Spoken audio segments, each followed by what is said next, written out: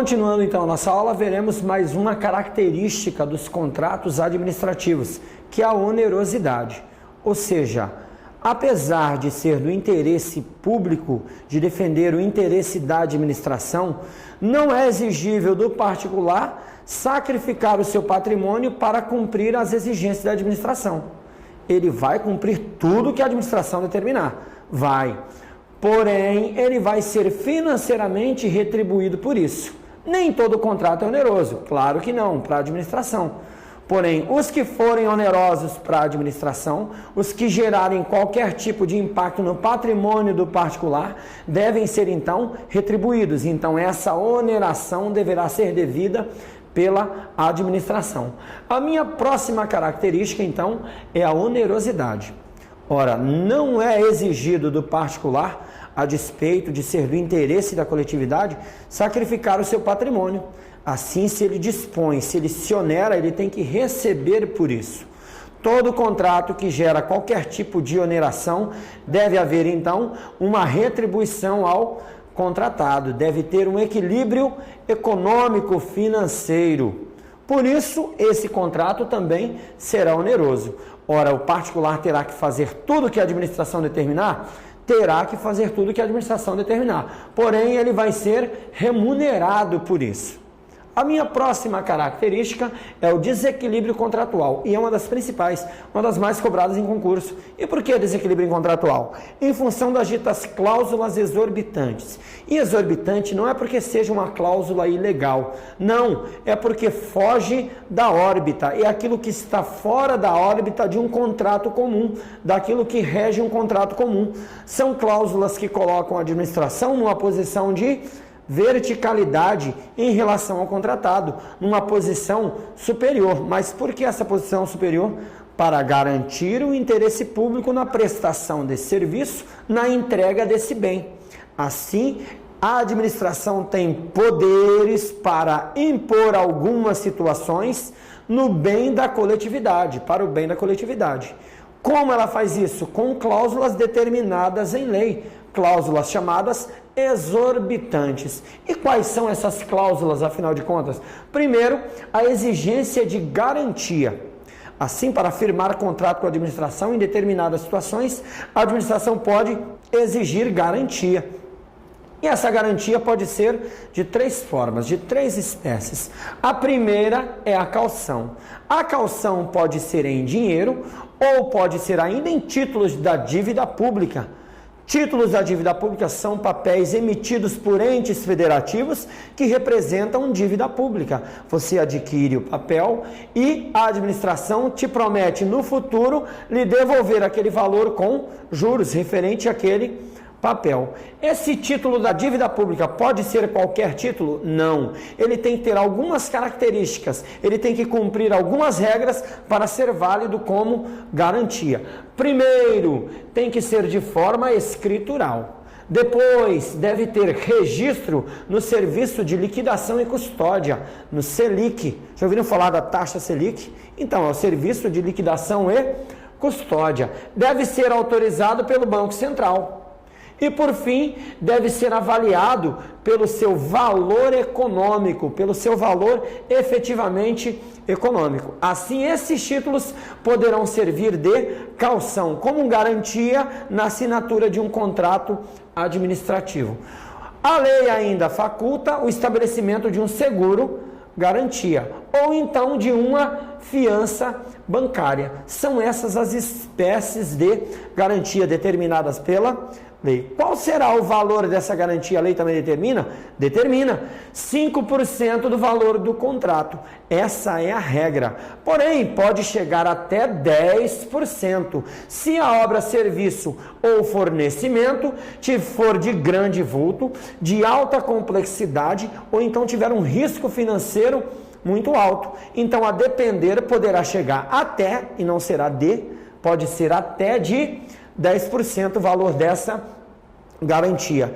Em que momento eu posso exigir a garantia? Em dois momentos, mais uma vez por conveniência da administração e em função das características do objeto do contrato. O primeiro momento que pode ser exigido é no momento da licitação, no momento do certame. Se eu quiser participar do certame, eu já tenho que prestar uma garantia, porque muitas licitações são complexas e a administração perde tempo, perde recurso.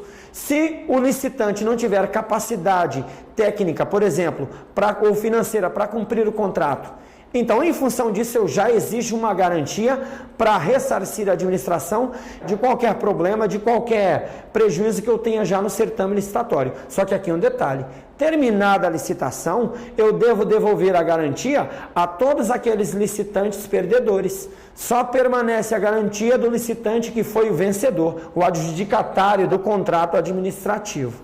Ou então, o meu segundo momento é na assinatura do próprio contrato. A depender do objeto, eu posso exigir somente do vencedor no momento da assinatura do contrato. E essa garantia vai permanecer de posse da administração durante todo o período em que se cumpre o contrato administrativo. E no futuro, se cumprido corretamente o contrato, será devolvido com correção monetária, se não houver nenhum problema, nenhum prejuízo para a administração. A minha próxima cláusula exorbitante, que causa desequilíbrio contratual em favor da administração, são as alterações unilaterais. Apesar de nenhum contrato você assinou, não pode, um contrato comum, não pode haver alteração, senão vira bagunça, não é? Cada um vai lá e altera do jeito que quer, não seria um contrato propriamente dito.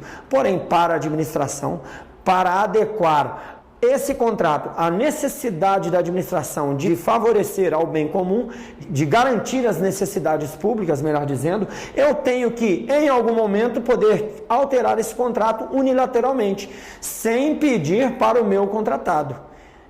Querendo ou não, ele vai ter que aceitar. Eu tenho dois tipos de mudança. A minha primeira mudança são as mudanças qualitativas. São mudanças referentes ao projeto, à execução, aos materiais. Ou seja, são mudanças que fazem parte do produto em si ou então da prestação do serviço. O meu segundo tipo de alteração são as alterações quantitativas. Se eu tenho uma quantidade específica para fornecer, eu posso em um determinado momento exigir mais ou menos, sem a necessidade de anuência do meu contratado. E eu tenho limite, a lei estabelece limite? Claro que estabelece limite. O limite para a regra, que é a regra geral, é de 25% para mais ou para menos. Assim, se a administração contrata adquirir de você 100, a qualquer momento ela pode dizer, olha, é 125 que eu quero agora. Ou então o contrário, é 75 que eu quero agora. Mas esse limite é só de 25? Não. Pode chegar até 50%, desde que seja para reforma de prédios ou equipamentos ou máquinas. Então, pode chegar até 50%. E pode ter alteração maior que 50%? Pode, a lei prevê essa possibilidade, só que agora não é mais unilateral. Primeiro, essa alteração só pode ser para menos e tem que ser de comum acordo, ou seja, em comum acordo com o contratado. Então, pode ser para menos 50%? Se a questão me perguntar, pode. Porém, só pode ser 50% para menos e de acordo com o meu contratado. E os valores desse contrato vão se alterar? Claro que vão. Afinal de contas, é obrigação da administração manter o equilíbrio econômico-financeiro. Eu não posso quebrar o meu contratado em virtude da necessidade de alterar unilateralmente o meu contrato. Por isso, eu vou ter que repactuar os valores. Pode haver, melhor dizendo, a necessidade de repactuação desses valores. Por exemplo, eu adquiro uma máquina e essa máquina tem um custo X para mim. E esse custo vai se tornar despesa com a depreciação, que vai ser diluída por aqueles 100 produtos que eu comprei, que eu me planejei entregar para a administração. Porém, se a administração reduz para 75, o custo por produto não vai ficar muito maior? Claro que vai ficar maior. Assim, a própria lei determina que, para garantir o equilíbrio econômico-financeiro do contrato, haverá então a repactuação desses valores. Eu tenho ainda que verificar a indenização para materiais já adquiridos. Claro, se o meu contratado já adquiriu o material, ia prestar o serviço, e de um momento para o outro eu digo, não quero mais, eu tenho que indenizá-lo. porém pelo justo valor que foi adquirido, regularmente comprovado. Assim, ele não terá lucro com isso. Ele receberá a indenização pelo justo valor regularmente comprovado. Se houver mais algum dano, mais algum problema trazido por essa alteração unilateral, o administrado pode ser indenizado? Claro que sim, mais uma vez, desde que regularmente comprovado o dano. Detalhe importante, isso aqui é a previsão da lei para regras administrativas. Nada impede de, a qualquer momento, sob quaisquer condições, o administrado entrar na justiça. Não tem problema, o administrado pode a qualquer momento entrar na justiça, certo? Não tem problema algum, nós estamos falando de regras administrativas trazidas pela lei. Entendido então as alterações unilaterais quantitativas, eu vou para mais uma cláusula exorbitante, a possibilidade de rescisão unilateral do contrato. Isso não acontece com um contrato comum, mas para a administração sim, em determinado momento. Se necessário for, a administração pode, a qualquer momento, segundo a sua conveniência, rescindir unilateralmente, extinguir o meu contrato. E essa extinção do contrato pode ocorrer por vários motivos. Maria Silvia de Pietro faz uma divisão desses motivos. Primeiro, o que diz a lei quando fala sobre o inadimplemento do contratado. E ela divide inadimplemento com culpa, inadimplemento sem culpa. Inadimplemento quando o contratado deixa de cumprir algumas das suas obrigações contratuais. E esse inadimplemento com culpa, ele vai gerar o quê? E o sem culpa também vai gerar o quê? Vai gerar a obrigatoriedade de indenizar. Em algum momento eu vou ter que indenizar. Aí no seu material tem a relação de todos os casos em que geram tanto inadimplemento com culpa quanto inadimplemento sem culpa, todos relacionados a obrigações contidas no contrato e não cumpridas pelo contratado. Nesses dois casos aqui, não gera então obrigação de indenizar por parte da administração. Haverá também as situações de interesse público. Em determinado momento, por interesse público, pode a administração rescindir o contrato. Nesse caso, não foi culpa do administrado. Não sendo culpa do administrado, não tendo sido causado por ele essa rescisão, a administração terá que indenizá-lo sim, terá que indenizá-lo por todos os seus custos, pelos materiais já adquiridos, pelo custo da desmobilização. Se houver necessidade de desmobilização e custo em função disso, a administração também tem que indenizar. Ou ainda, caso fortuito ou força maior. Nesse caso, a administração também terá que indenizar se houver algum problema para o administrado. Isso em função, mais uma vez, de não ter sido ele o causador da rescisão unilateral. Então, essa é mais uma cláusula exorbitante do meu contrato. A outra cláusula exorbitante é a possibilidade de controle. A administração, durante a execução do contrato, ela poderá controlar, então, essa execução. Como ela fará isso? Nomeando um representante da administração. Agora, imagine você vai passar nesse concurso, você vai ser empossado, você é novinho. Então, tudo que é boca podre que acontecer com você lá no seu trabalho, você que vai assumir. Tudo que é de ruim que acontece lá. E você recebe a função de ser fiscal de um contrato. Por exemplo, uma obra. Não tem ninguém para receber, não tem um engenheiro, e aí você recebe a missão de receber essa obra, fiscalizar. Como é que você vai fazer isso se você não for engenheiro, não tem conhecimento técnico? A lei também traz uma solução.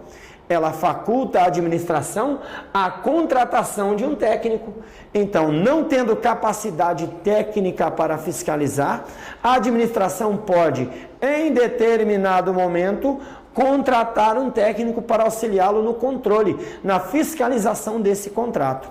E esse controle deve ser feito como? Ora, concomitante, em todos os momentos.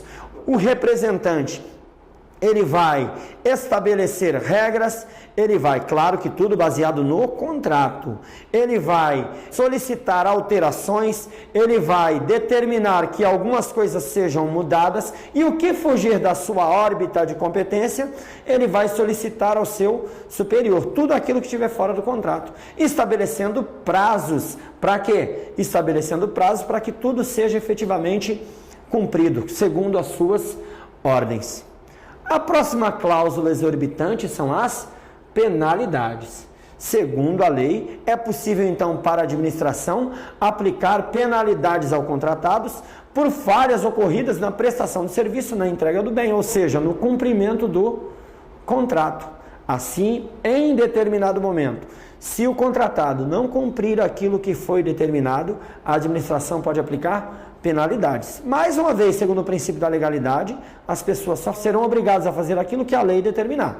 E a administração só pode fazer aquilo que a lei permite, é mais restrito. Assim, a própria lei traz as situações de penalidade. Primeiramente, a advertência. Depois, a multa estabelecida em percentuais do valor do contrato, por exemplo. Depois, impedimento para licitar ou contratar com a administração durante 2 anos. Esse é o prazo para esse tipo de penalidade. Eu tenho a minha quarta penalidade, a declaração de inidoneidade para licitar com a administração pública. Alguns detalhes importantes com relação a essas penalidades. Primeiramente, a multa pode ser aplicada concomitantemente com as outras 3 espécies de modalidade. Então, posso ter advertência e multa, impedimento para licitar e contratar e multa, e declaração de inidoneidade e multa. Como é que eu cobro essa multa, afinal de contas? Eu não tenho a garantia? Então, primeiramente, eu executo a garantia. Se a garantia não for suficiente, eu posso descontar das parcelas devidas.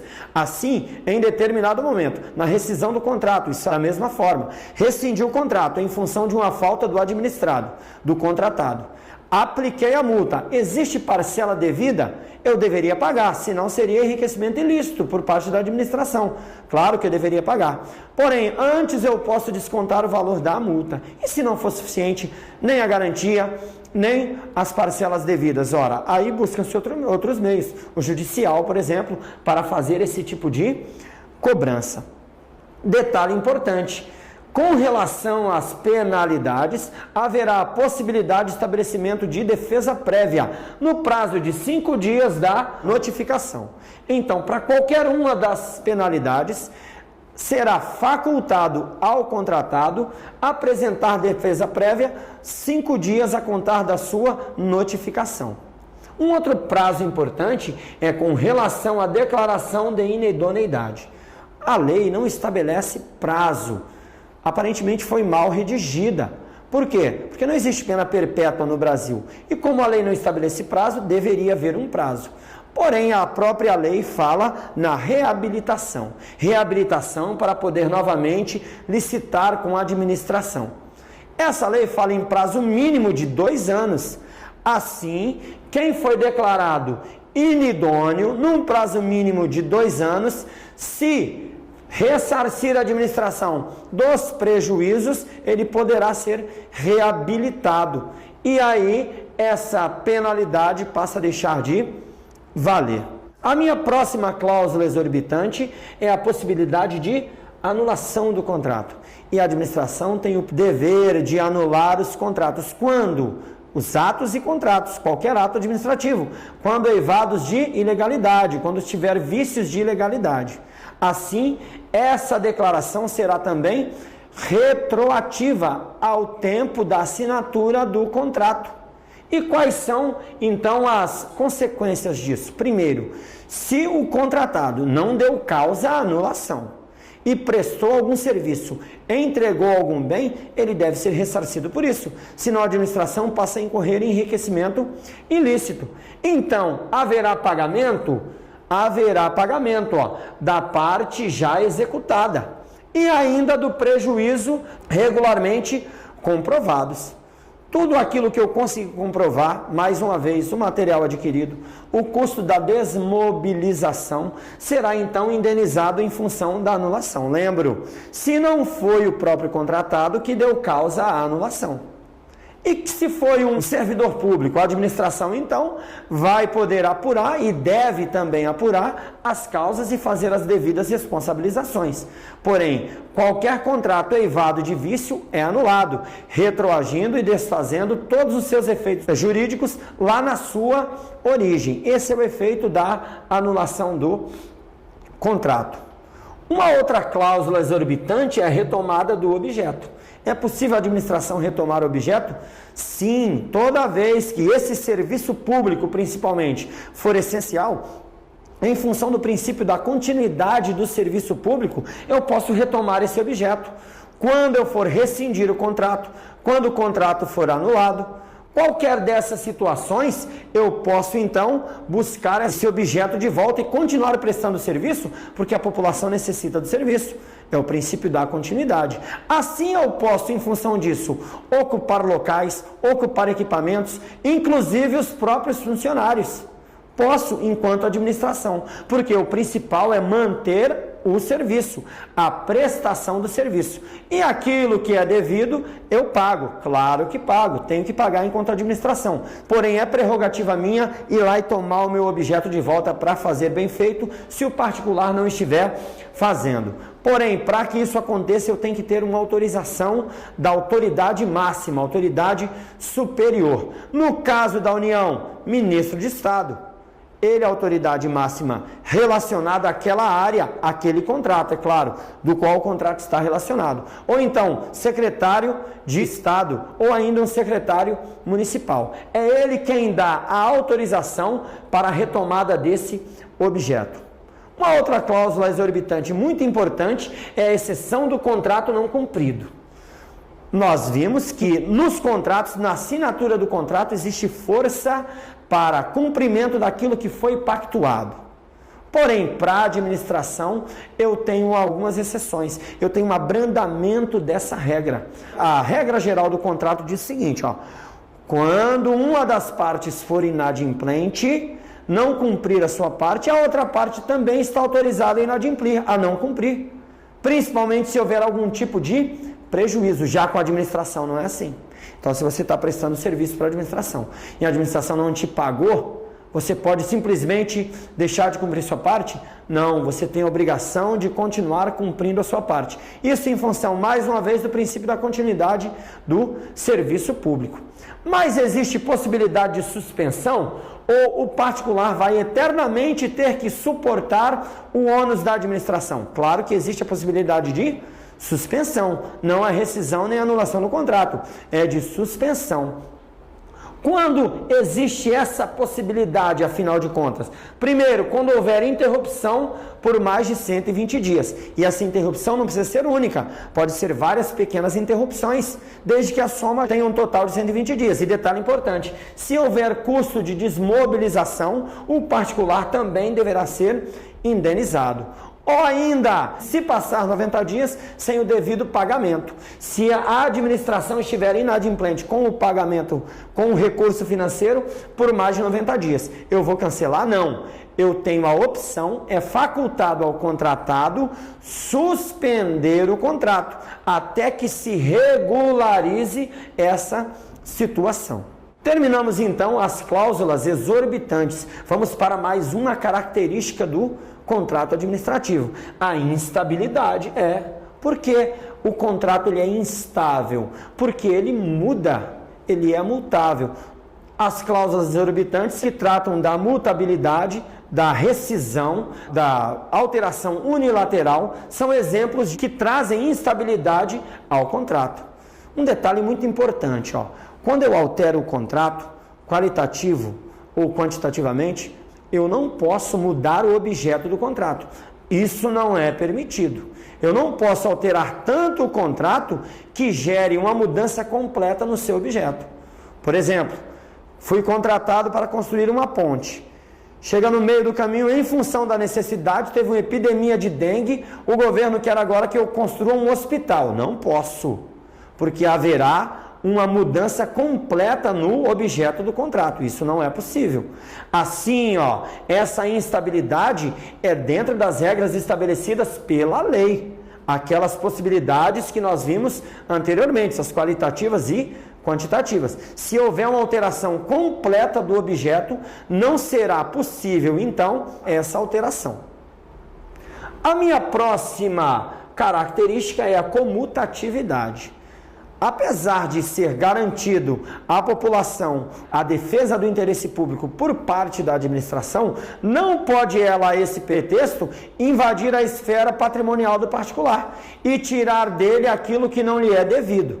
Assim, haverá comutatividade, ou seja, uma igualdade nas contraprestações. A administração cobra, pede, mas paga por isso. Deve-se sempre primar pelo equilíbrio econômico-financeiro. Por fim, a mutabilidade. A mutabilidade que gerou a instabilidade. E a mutabilidade, como nós vimos em parte, é em função das alterações unilaterais que nós já vimos e sabemos quais são. Há a possibilidade também de alteração por acordo, então. Em determinado momento, a administração chama o administrado e, primeiro, por conveniência da administração, ela pode pedir algumas alterações, como, por exemplo, o regime da prestação de serviço, a forma de pagamento. Então, são exemplos de alterações que, por acordo, podem ser feitas no contrato, desde que se mantenha o equilíbrio econômico-financeiro. Ou então, caso fortuito ou força maior. Em qualquer um dos casos, pode a administração fazer alterações no contrato. Ou ainda o chamado fato do príncipe. O que vem a ser fato do príncipe? Qualquer fato provocado pela administração e que não tenha relação direta com o contrato. Por exemplo, o surgimento de um tributo, a criação pela União de um tributo que torne impossível ou muito difícil ou muito oneroso para o particular prestar aquele serviço, entregar aquele bem. Ora, não tem nada a ver com a prestação de serviço, mas foi a administração que provocou. Assim, a administração deverá rever esses valores e essa pactuação deverá trazer, então, novamente o equilíbrio econômico-financeiro. Detalhe importante, com relação ao equilíbrio econômico-financeiro. Essa revisão não será sempre para mais, poderá ser para menos. Por quê? Porque quando eu vi a comutatividade, ou seja, que as partes devem fazer prestações iguais, deve haver uma compatibilidade. Quando se estabelece o equilíbrio econômico-financeiro, eu estou verificando tudo que impacta no equilíbrio econômico-financeiro. Além disso, eu verifico um lucro que seja razoável, que seja moral e estabeleço então a minha proposta para a administração. Assim que eu vou formar o meu preço. Em função disso, surge o equilíbrio econômico-financeiro. Se em algum momento a administração tomar alguma atitude que torne esse lucro muito mais alto, que desequilibre agora em favor do contratado, poderá também haver a repactuação para menos desse valor. Então, nem sempre será para mais. Por fim, eu tenho o fato da administração. Agora também é uma ação ou omissão, ou seja, uma conduta da administração, só que agora diretamente relacionado com o contrato. Por exemplo, a administração tinha a obrigação de desapropriar determinada área para a construção da obra e não desapropriou. Ora, como é que eu vou cumprir esse meu contrato? Assim, se trouxer qualquer tipo de prejuízo, deverá haver essa repactuação. Nesse caso agora, com o prazo, por exemplo. Eu tenho, por fim, as interveniências. O que são essas interveniências imprevistas? Qualquer fato que venha tornar difícil ou impossível total ou parcialmente a conclusão do meu contrato, o cumprimento desse contrato. Imagine que você é contratado para construir aí um metrô, aí em Ariquemes, aí em Olho d'Água das Cunhães, lá no interior do Maranhão, e daí você está construindo um metrô, de repente você encontra um sítio arqueológico, certo? Com vários fósseis, e aí chega lá o responsável por cuidar desse tesouro encontrado e diz o seguinte, parou, você não vai poder continuar. Para continuar, você vai ter que fazer um desvio de 10 quilômetros. Opa, onerou. Foi um fato, uma interveniência imprevista que provocou uma oneração excessiva no meu contrato. Nesse momento deve haver então uma alteração para restabelecer o equilíbrio econômico financeiro do meu contrato. Assim nós vimos aqui as principais características do contrato administrativo. Muito obrigado.